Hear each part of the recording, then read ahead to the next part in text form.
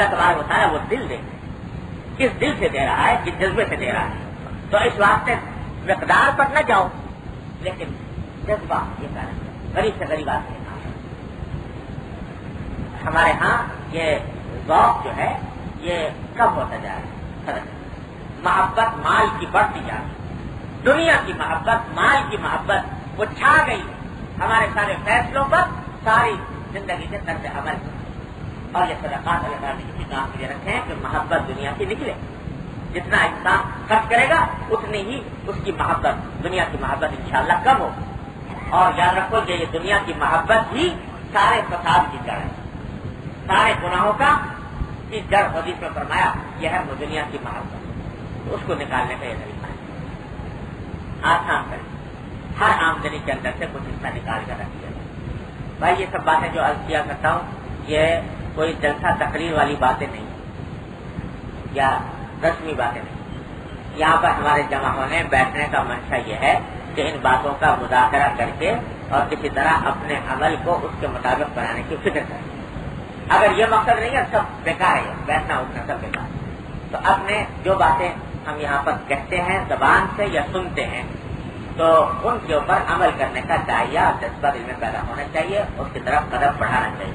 اللہ تعالیٰ مجھے آپ کو سب کو اس پر عمل کرنے کی طرف. یہ حدیث ہے عن انس رضی اللہ تعالی عنہ قال كان ابو طلحہ رضی اللہ تعالی عنہ اکثر الانصار بالمدینہ مالا من نخل.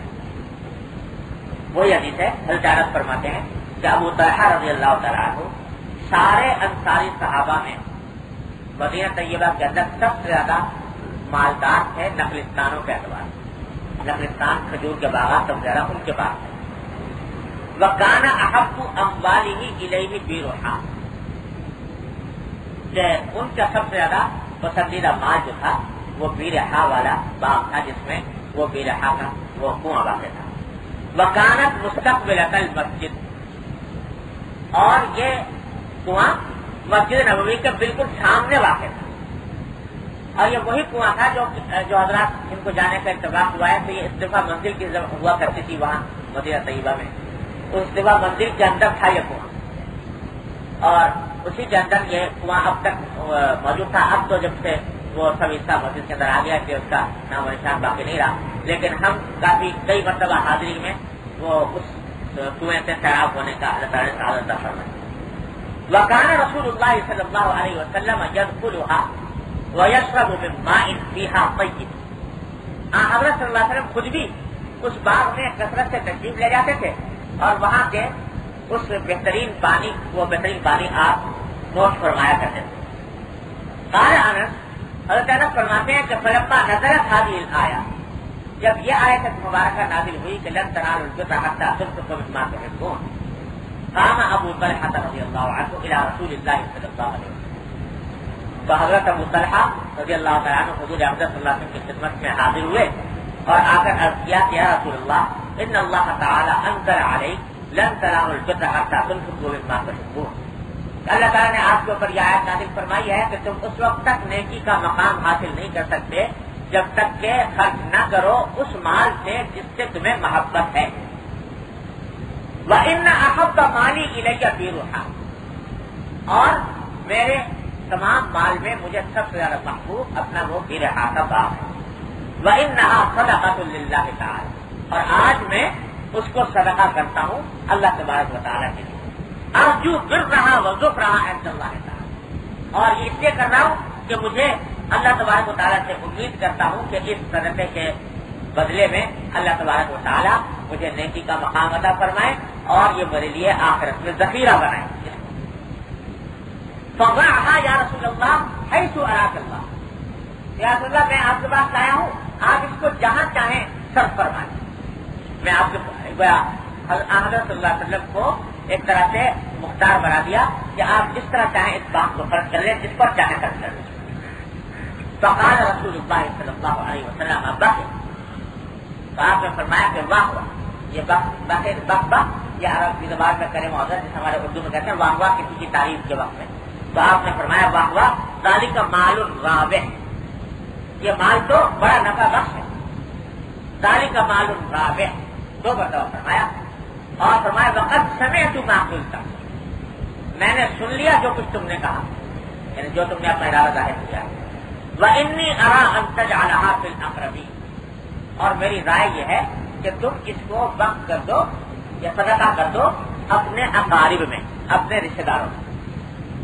اشارہ اس بات کی طرف فرما دیا کہ صدقے میں سب سے افضل صدقہ وہ ہے جو اپنے عزیز رشتے داروں کو کیا جائے، کیونکہ اس میں دو ثواب ہیں، ایک صدقے کا اور ایک صلہ رحمی کا. تو تم اگر یہ صدقہ کر رہے ہو تو اپنے قریب رشتے داروں کے اندر کرو تاکہ تمہیں دونوں ثواب حاصل ہو.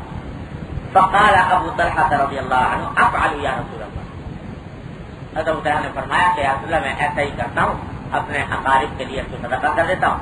فقسمها ابو طلحہ فی اقارب، تو ابو طلحہ رضی اللہ عنہ نے وہ باغ اپنے اقارب میں، عزیز رشتے داروں میں تقسیم فرما دیا. وہ بنی عمہ اور اپنے چچا کے بیٹوں میں تقسیم فرما دیا.